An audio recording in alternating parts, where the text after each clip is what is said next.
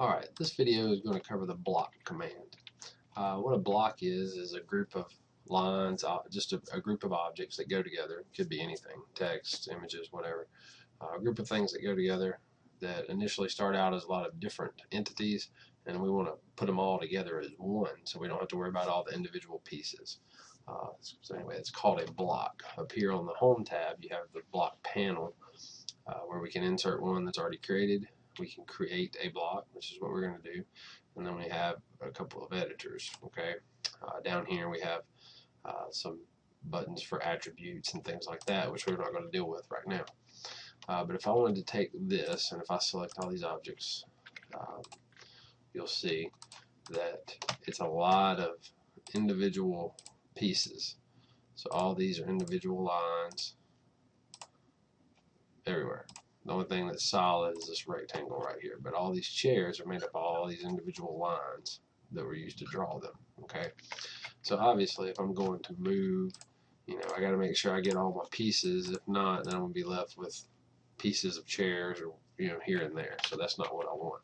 So what I want to do is take all these, put them together as one unit. So we can do that by using this create block button right here, or you can just type in the word block. But either way, you'll get this dialog box, and it's simply wanting a name to start with. So you would type in a name that is, a description of what you have. You can make it as descriptive as you'd like. Next, you can choose a base point. In other words, what point do you want to act as the grip for this one object to move it, copy it, those sorts of things. So you can specify on screen. You can pick a point, or you can type in XYZ coordinates if you happen to know them. Most common method is just pick a point. So I'd select pick point, and it's simply going to ask me to select a base point. So what I want to be the grip when I start to move this later on. It may matter, it may not. I'm just going to choose the top left hand corner of the table. As soon as I choose it, I'm right back here to my block definition dialog box.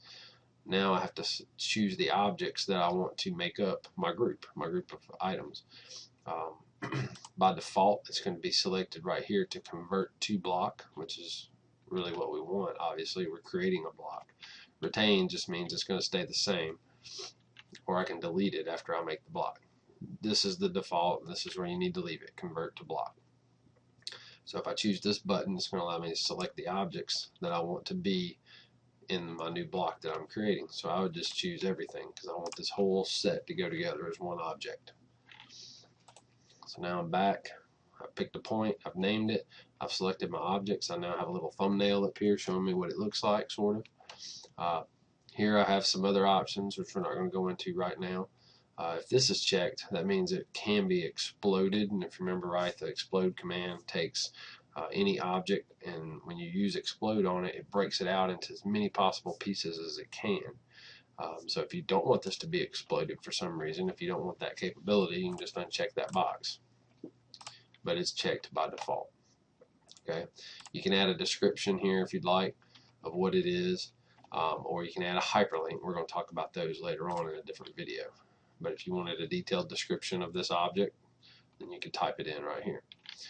And then when I hit OK, after I've done all of these steps, it doesn't look like anything happened, but what I've done is I've now taken all these different lines, arcs, everything, and converted them into one object. So now I have, that's the base point I picked to be my base point inside of my my block. So now when I select it, I have that one grip that I can move, and it takes everything with it. So now I've taken all those different lines and made one object out of it, and it is a block. And when I select it, it tells me my block name is table and chairs, and I can do that with anything and everything, or anything I want to combine. With a block, which is what we just made, just that block command using create button, this only exists right here in this drawing. So I'm not able to use it anywhere else except if I come to this drawing, open it up, select it, come up here, copy it, then go paste it. I can do that. But it just exists right here in this drawing, which is different from the W block, which is what we're going to look at next.